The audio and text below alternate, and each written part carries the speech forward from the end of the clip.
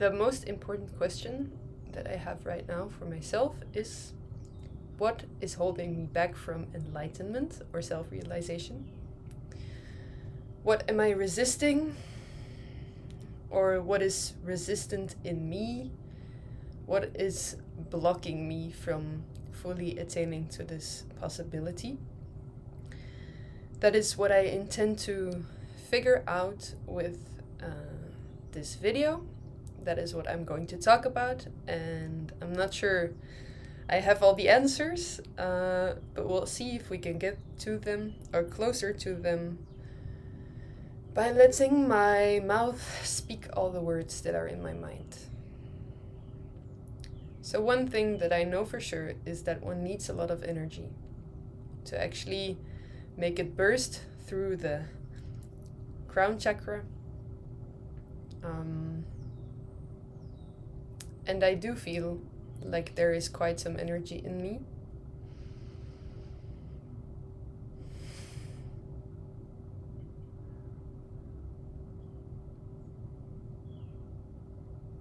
I'm thinking that maybe my striving in itself is obstructing me, and that I should just surrender to whatever it is that I feel like doing, or however I feel like being.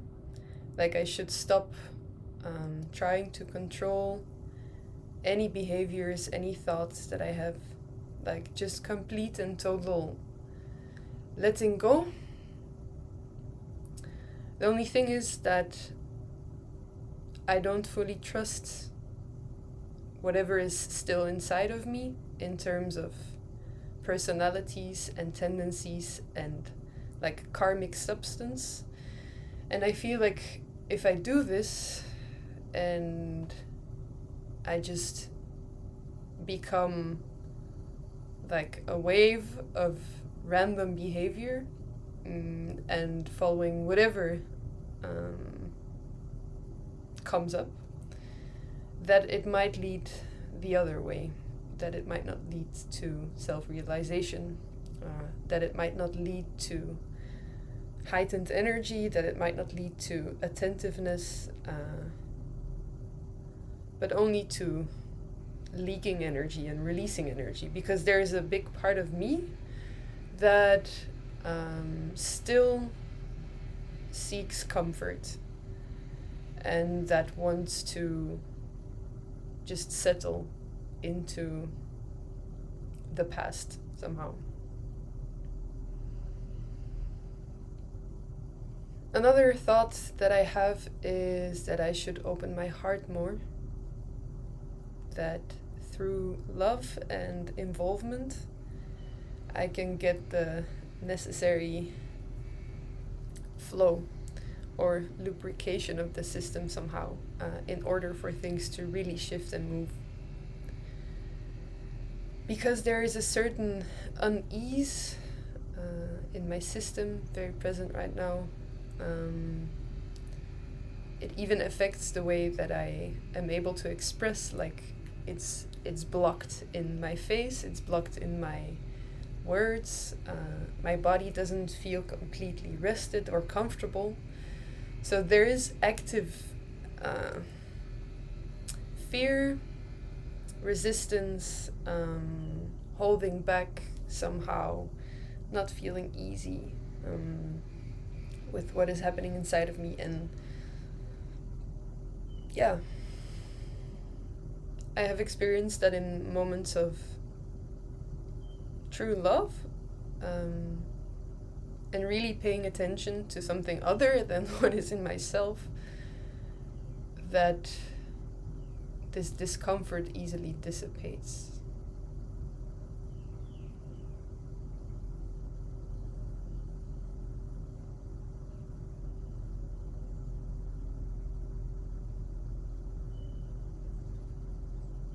And what is funny is that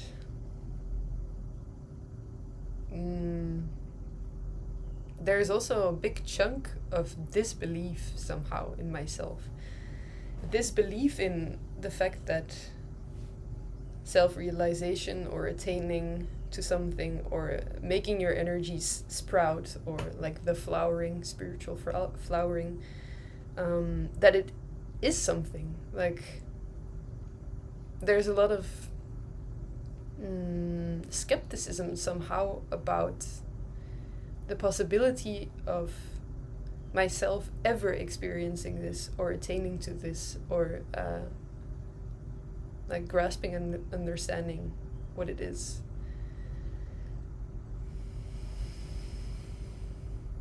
And like, there's a lot of tracks too that my mind wants to continue on once I start this thought of, am I ever gonna get there? And one of the tracks is like, obviously no, because you are not the thing that you're seeking. And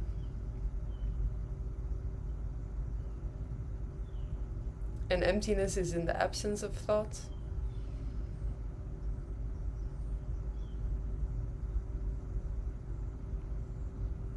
So there is something completely senseless and illogical to it. And the part of my mind, or the thoughts, just the thoughts that point to the seeking and that are trying to figure it out, how to get there, and that are thinking about when is it gonna happen, or how is it gonna happen, and will it ever happen, is it even possible? Like, all these things are just nonsense. And then the question becomes, how can I just pierce through that and really observe and pay attention? Because through attention I have gotten to the understanding, or to the longing, let's say. Attention is the only thing that has ever brought me to a glimpse of spirituality, and that has essentially put me on this path, like really strictly paying attention to things, and thereby seeing how the whole world changes and your whole perception changes, and experiences open up that you never have had before. And that's kind of the striving I feel, or the longing, that you understand that there is an experience of the ultimate, or the ultimate experience, as an end to all of this, as something that pulls me in and that keeps on pulling me in. And I know that this frustration that I hold about when is it gonna happen, is it gonna happen to me, is it possible, like, what the hell am I even striving for? That is the very thing that obstructs me, or that at least has blocked me before. And becoming impatient, feeling like somehow it is not granted to me, like, and then wanting to rebel this path because I'm on it and I don't really have a choice, but it doesn't happen to me, and it doesn't happen to me, and here I am just waiting.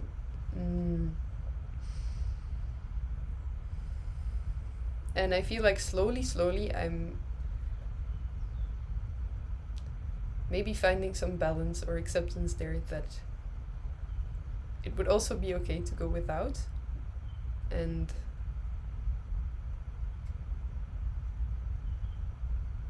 that it's also equally fun to just wait and have eternal patience. And in Isha Yoga Center, in front of the Dhyanalinga temple, there's a statue of Nandi. It's a bull that is just watching the temple. And this bull symbolizes patience and waiting. And it's very significant somehow that this bull is there in front of the temple, and that it relates to meditativeness. because it just requires observance and attentions, and in that sense patience, like an eternal kind of patience without any attachment to what it is that you're observing and why you're observing it. Like there's really no goal to it, and peace within usually also comes through this. Like when I'm not at ease with myself and I observe that, or I just open to feel like my awareness shifts to just everything that is in this context at this moment, and there's not really the desire anymore to not be in that state, nor is there an investigation happening. It's just like, okay, fine, there's nothing else to do and I'm aware of it anyway. So that is when things start settling and changing.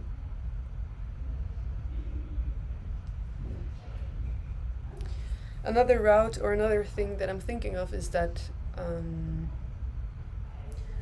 I have to pour myself out more. And this is definitely a way of doing it, like speaking my mind, just speaking everything that is in here and letting my thoughts ping pong amongst each other, to find balance, and to also find reflections, and to gain insight, or to just make it happen, have something to do, have somewhere to put all of this. And I'm not really sure if I am of service in any way. Like, this might speak to you, it doesn't mean that it changes you or that it does anything to really enhance your life in any way. At most, it's just an interesting thing to see someone else walk this path and to see what they deal with and how they struggle, or how they are joyful.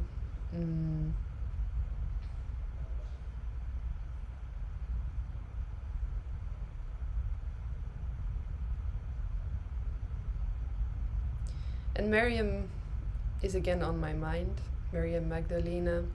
For those of you who don't know who she is, she's a Dutch enlightened being, let's say. And she's closely in touch with Shiva, whom I talk to often. You've probably seen him on my channel, and she's a very special woman. She's very fierce, and she always speaks the truth, she speaks her truth. She says bluntly everything that she has to say, and she ruins a whole bunch of social relations by doing so, and she's really completely careless about whether or not it hurts people. And she says that she's just Shakti flowing. She really says it that way. Like, I have zero control over what's happening here. I just obey God. So whatever wants to come, I come. I let it come through. And for her, there needs to be paid equal attention to the positive or the negative, which is experiential and subjective, but her way of guiding people is all about offering them truthful reflections, or kind of punching them in the face. She's just kicking people all the time, and it hurts them, and it hurts them so deeply that it doesn't feel like your well-being is taken care of. Like, your whole being starts to resist whatever is happening and wants to run away from it and doesn't want to see it. Yet I actually do believe that whatever she does is truthful, and the fact that it hits you in the core and tears you apart and breaks you down is kind of what spiritual process is like. And to put it in these terms doesn't make it sound like a good thing. And I myself don't always experience it as a good thing, meaning to say a pleasant thing or a fun thing or a caring thing. In some way, it feels like there's an absence of the heart and an absence of valuing whatever you like and dislike and whatever you are.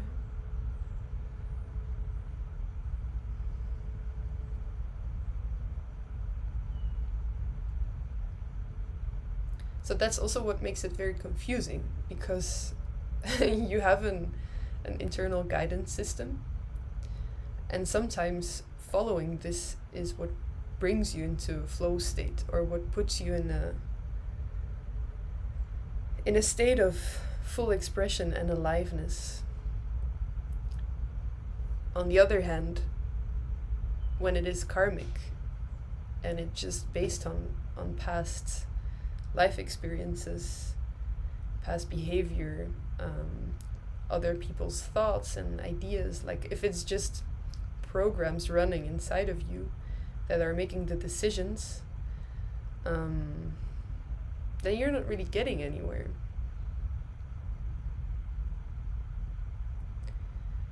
So it's hard to distinguish between what feels good that will bring me to a higher experience of life and aliveness within myself, and what feels good that is just choosing comfort over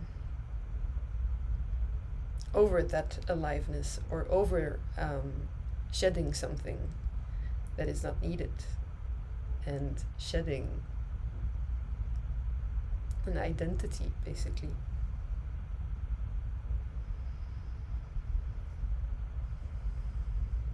And Teal Swan, one of her favorite quotes is "Follow your joy," I think. I think she has a tattoo on her left arm saying "Follow your joy." And she really tries to teach people how to create a life that is in alignment with their own needs and wants.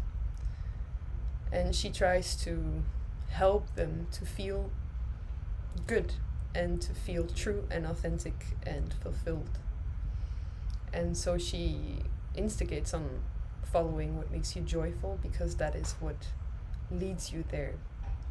And it also is what leads you to the breakdown of a lot of other structures in your life, because most people aren't born into an environment that facilitates their joy. Like their true inner being, how it wants to express, is not really given space, and so they develop all kinds of strategies to be safe in that environment, and these strategies are the ones that you carry through life and that are kind of scary to let go of, because they feel like safety and they feel like yourself, but essentially they actually hold you back from experiencing your authentic self and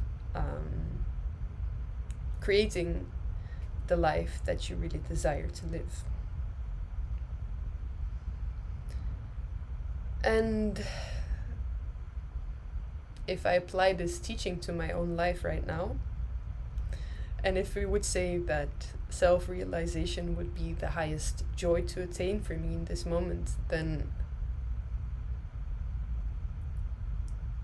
like what I have to let go of in order to follow my joy is pretty much everything.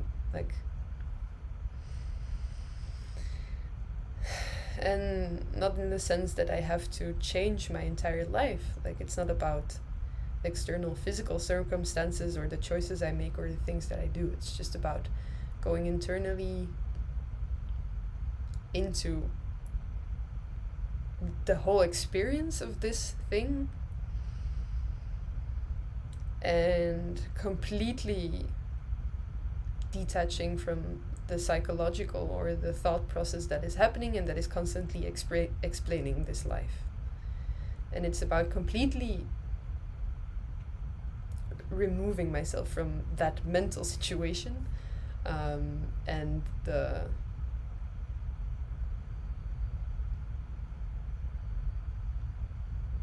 idea that my thoughts get to explain or get to give me insight in anything whatsoever. Well, it's actually presence and attention. If you pay attention to something very, very strongly, like you just look at something, you can choose any object in your room. Like it can be, let's say we take a flower. There's a bunch of flowers in the back on the other side. Sorry, my camera is reversed.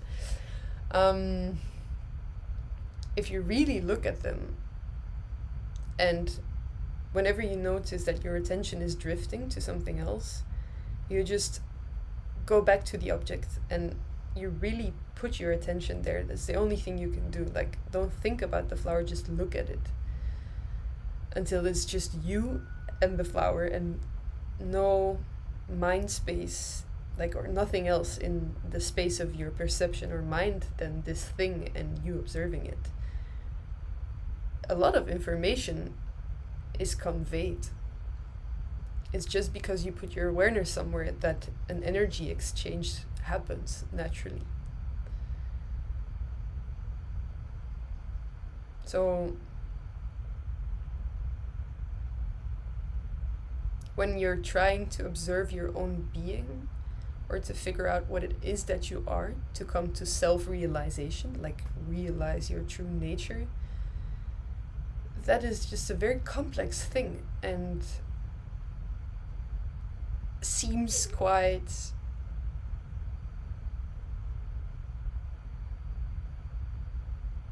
magical and hard to even explain. Like it's really beyond my understanding, and that's the whole point. Like, it is beyond understanding, but how can I pay attention to what it is that I truly am when I'm also the one paying attention? Like, attention on attention, or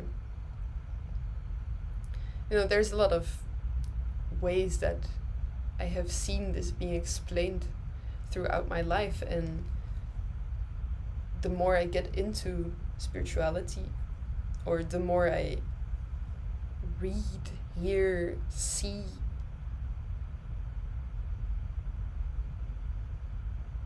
the more you think you grasp it.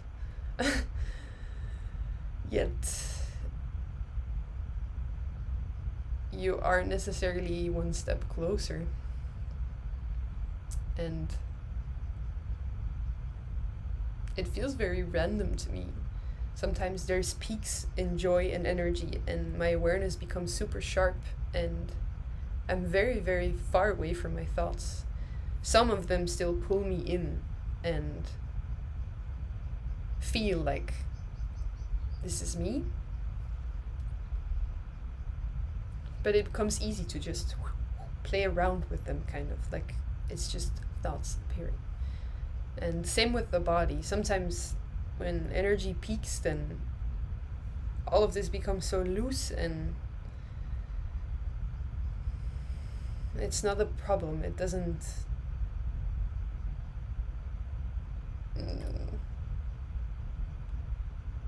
yeah, I don't know what I wanted to say there. But when this happens, and when my energy is peaking and doing all these things, or giving me experiences, like delivering experiences that feel new and feel exciting and feel like I want more of that, like spiritually juicy experiences, let's say, it's so random, and I try to follow the rules that other people have given to me that lead you there, and at the same time it doesn't always work, and again you're just like finding out and figuring it out, and returning to your vulnerable human being state, and that's it. Like, there's really nothing else than being there. And yeah.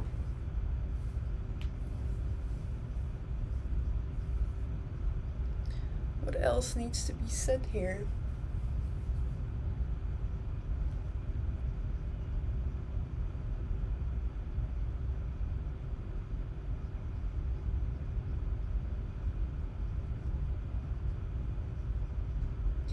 I'm thinking of a story that I read in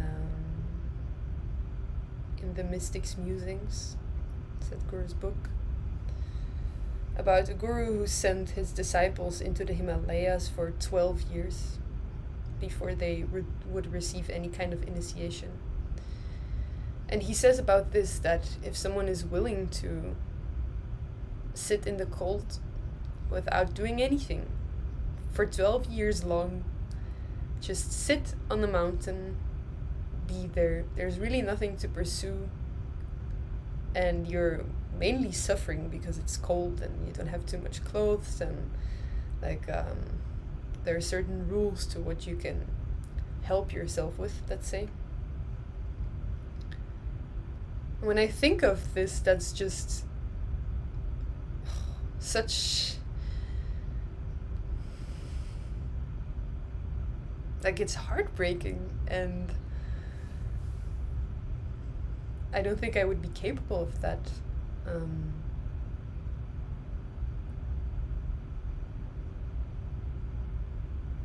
But if the seeking is so intense and you understand that there is nothing more valuable for you to do in your life than sit on the mountain for 12 years and wait for your guru, then nothing can be denied to you.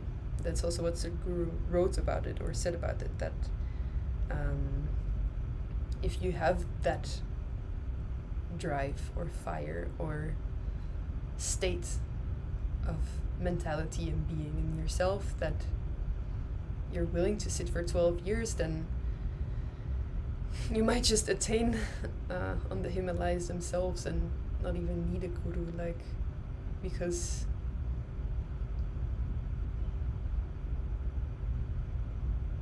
I think it just burns you to the bone.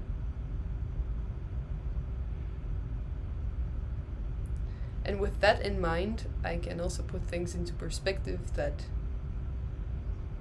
what I'm doing is a bit silly, and I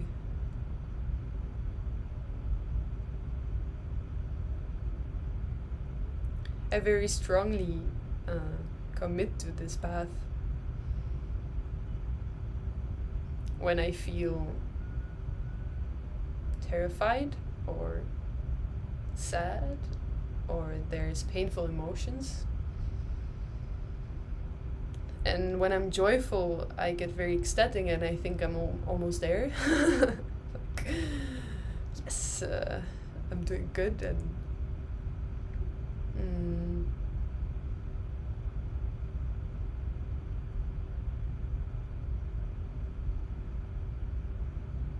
but also there's still the seeking of comfort, and to practice such austerities with such intensity,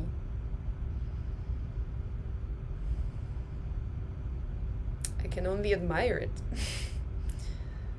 I could go to the Himalayas and sit there for 12 years if I really radically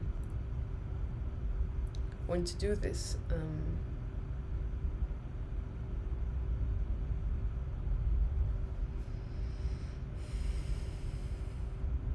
There's also trust that that is not necessary, and that basically Sadhguru's grace is slowly entering my system and making it suitable for it to happen in a more soft and natural way. And anyways, he has entered my life without me asking for it, so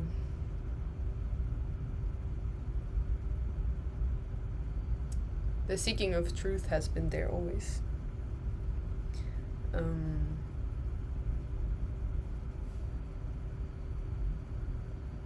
So it's unavoidable that I will attain at some point and dissolve.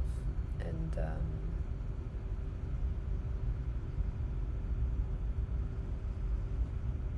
I'll just try to be a beautiful human being in the meantime, and have patience,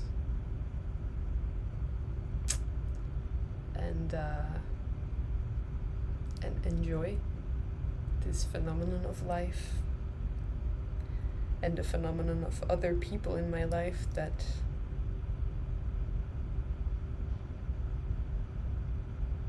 are life in themselves. That is very, very, very strong when I look at Sadhguru or Shiva or even Miriam, that whatever is happening there is kind of just a happening. And it seems a bit like, sometimes it seems as if I'm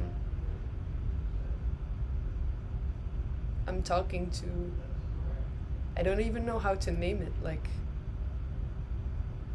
but I'm not talking to a person. I'm not talking to a consistent set of values and opinions and behavioral patterns and emotional ups and downs, like all that stuff.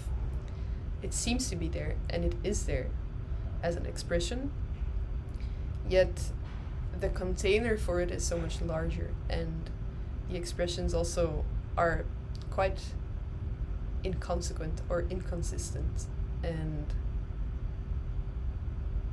illogical, paradoxical, and there's no real need to be a person. So in that sense, I experience them as phenomena sometimes, and sometimes when I'm talking to Shiva and I'm looking at him, it's just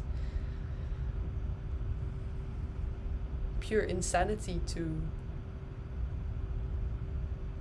see that you could just be, like, surrender to just being a continuously changing process with nothing that really pins you down anymore, nothing that you carry from the past into the present moment, just every moment freshly born and awake and meeting the world, yet consistency in some way, because he's not, I'm talking about Shiva now, he's not like embodying all the expressions that could possibly exist in the whole universe from the beginning to the end or infinity. It's not that he's expressing aspects of that at random. He's still, like, in some way a line being drawn or something. But you can see that there's something beyond it which actually is doing all those things, like, which is expressing in all the possible ways that it can ever express, from the beginning till the end, or in the complete infinity. Like the dance of Parvati, or the feminine, which is just form in all its possibilities.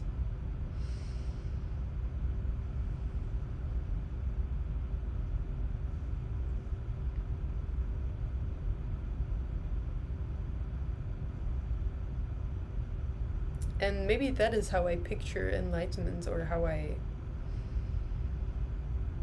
my mind perceives of it, that when you really surrender to emptiness and you kind of cut all the cords with the past that is still in you, then you just become a phenomenon, a process, like an out of control expression of life.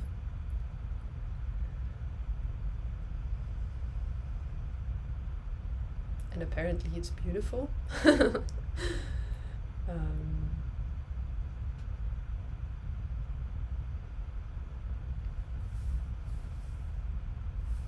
It's all becoming a bit abstract here, but that is the way I have existed and have been in the past few days, so why not?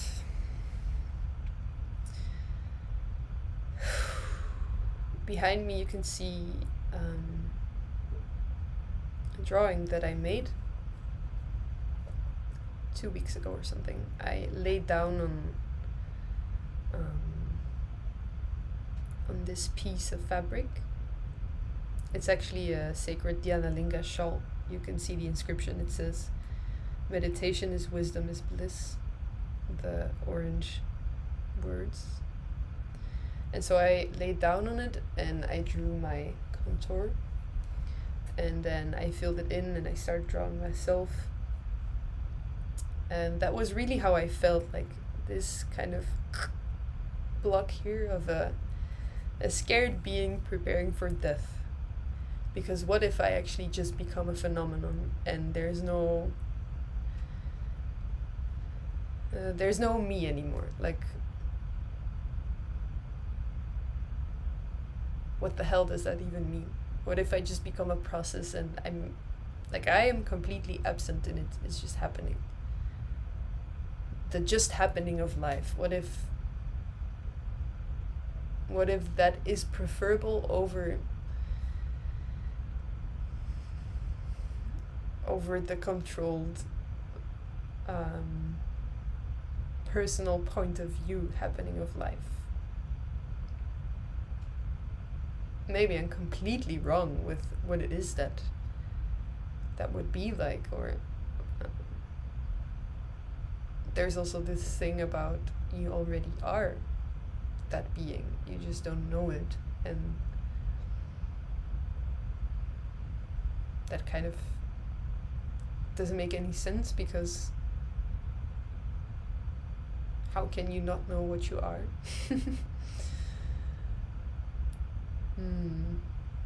But apparently that's the way it is, and apparently that's why spiritual process exists in the first place. And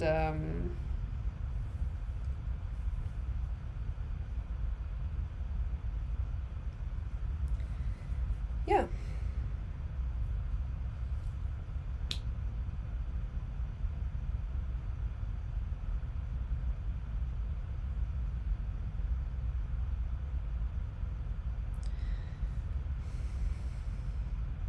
It's getting dark,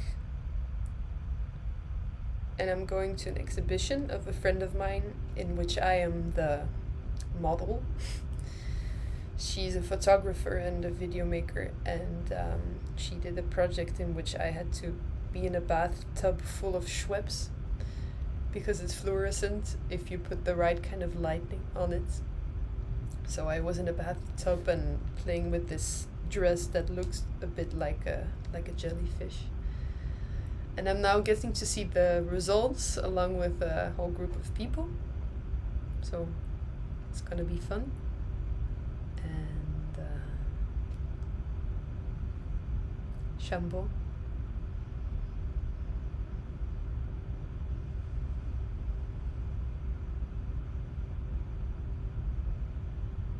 I really wish you all the very best in life, and I'm actually thankful for all the comments that I get. People are saying things that really give me insights or that spark things within me, and it's quite beautiful to see how interactive this online space can be, and yeah, thank you for that. And I love you.